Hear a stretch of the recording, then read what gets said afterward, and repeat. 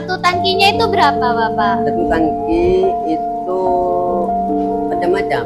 Kalau dekat sini cuma 220, tapi kalau semakin jauh itu semakin besar. Ada yang semakin mahal, ada yang 250, bahkan ada yang 300. Kalau memang benar pedalaman. Madura dan kekeringan seringkali menjadi dua sisi mata uang yang tak terpisahkan. Di Desa Gunung Eleh, Sampang, warga harus merogoh kocek hingga Rp300.000 hanya untuk satu tangki air bersih. Namun, di tengah tantangan ini, sebuah solusi muncul melalui diplomasi bahasa. Bismillahirrahmanirrahim. Assalamualaikum warahmatullahi wabarakatuh. Nahnu al-an yawm al-ahad tarikh 25 min Yanair sanat 2026. نحن حاليا نقوم بحفر بئر ارتوازي كما نرى بحفر بئر ارتوازي في إحدى القرى الذين يعانون من جفاف شديد أيام المشمس أو الصيف. وهذه القرية هي قرية Santen Nungile Sampang di Jazirah Madura.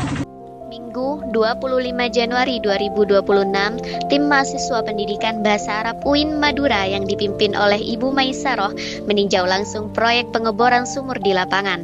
Ini bukan sekedar tugas kampus, melainkan aksi nyata dari Yayasan Hidbah Amal Insani atau KAI.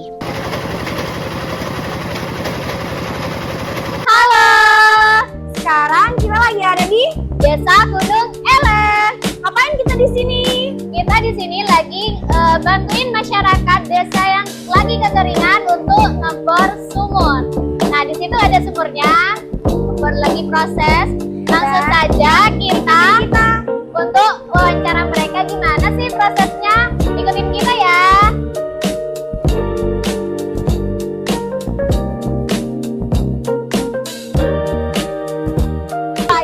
Kenapa Bapak sampai naik ke atas? Biar ada beban batunya, karena apa itu? Bebannya itu Batunya keras, Ya, Bapak. keras, ya. Oh iya. Jadi harus ada beban di atasnya untuk nahan ke dalam bawah gitu ya. biar tembus. Berarti kalau nggak ngangkat sama nggak menurunkan itu nggak harus digini-giniin gitu, Bapak. Tinggal ininya aja. Harapannya apa Bapak untuk keberhasilan bor ini, Bapak? Perlu air Oh, perlu air ya, Bapak. masyarakat. Nanti semisal ini berhasil mau digunakan untuk apa saja, Bapak, airnya? Yang masyarakat itu cara masjid. Oh ya, untuk masjid. Hingga saat ini, mesin bor telah menembus kedalaman 52 meter. Proyek ini merupakan buah manis dari sinergi antara akademisi dan donatur Timur Tengah. Di sini, bahasa Arab bukan lagi sekedar teori linguistik, melainkan alat diplomasi global yang mendatangkan bantuan kemanusiaan internasional. Untuk ketersediaan air itu jika musim hujan itu masih tersedia, misal ada di sungai itu ada, dan kemudian untuk mandi itu ada juga dari hujan. Mungkin di rumah-rumah itu menyediakan tempat pengaliran ke Ada hujan. kan ada hujan. Kemudian yang menjadi perhatian itu ketika musim kemarau. Jadi ketika musim kemarau, jangankan untuk minum, untuk mandi dan tanaman pun itu kita harus beli. Biasanya kalau beli itu satu tangkinya itu berapa, Bapak? Satu tangki itu macam-macam. Kalau dekat sini cuma 220, tapi kalau semakin jauh itu semakin besar. Ada yang semakin mahal, ada yang 250, bahkan ada yang 300. Kalau memang benar pedalaman. Karena di sini itu pinggirannya, sehingga kalau ke barat itu semakin dalam.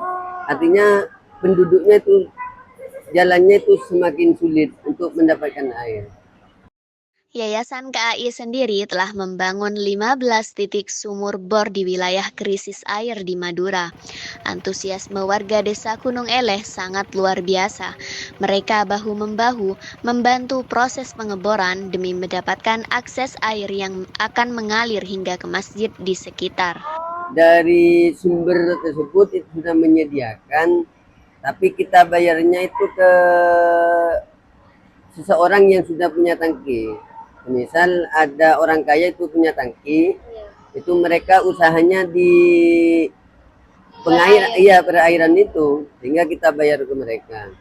Itu gratis berarti ya, asal ada tangkinya gitu Bapak? Enggak, di sana itu bayar. Dan di sumbernya itu ada petugasnya juga, jadi bayarnya mungkin kalau satu tangki itu 50 atau dari 25 gitu. Melalui kegiatan ini, mahasiswa diajak untuk mengasah empati sosial.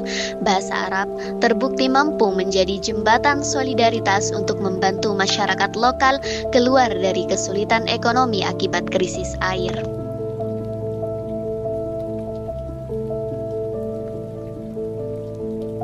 Ada listriknya, karena kemarin sekitar 5 tahun yang lalu itu penduduk desa yang tidak punya aliran listrik, sehingga dibuatkan pakai pencahayaan itu. Kemudian diusulkan kepada Kementerian Desa. Alhamdulillah akhir bulan Desember itu kemarin dari Kementerian Desa langsung turun ke desa, sehingga langsung terbantu. Mereka itu dari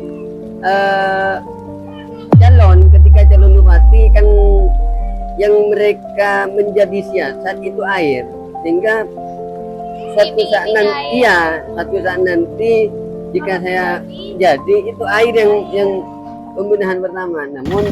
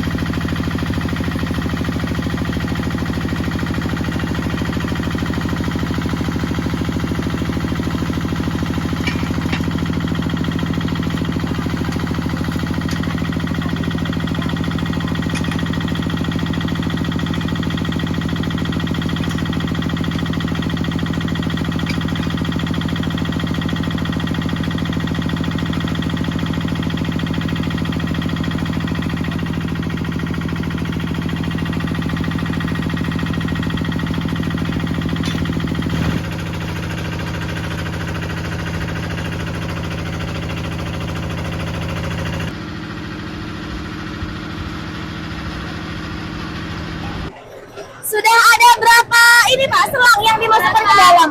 Ini tiang. 26 berarti. 26 Dan yang di sini kalau udah ke bawah itu ditambah lagi gitu Ya, Bapak? terus ditambah sampai nanti ketemu ketemu tanah yang biasanya keluar pasir. Oh, berarti untuk permukaan tanah itu Bapak yang sebelum air itu ada batu, pasir, habis itu air. Kadang ya, kadang.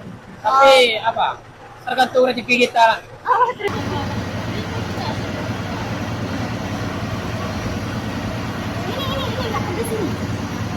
Iya. Dos. Up.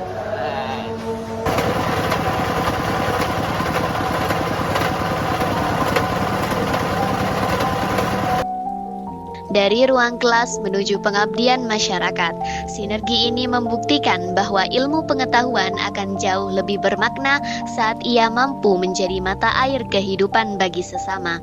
Saya Nakia, sampai jumpa di kisah inspiratif berikutnya.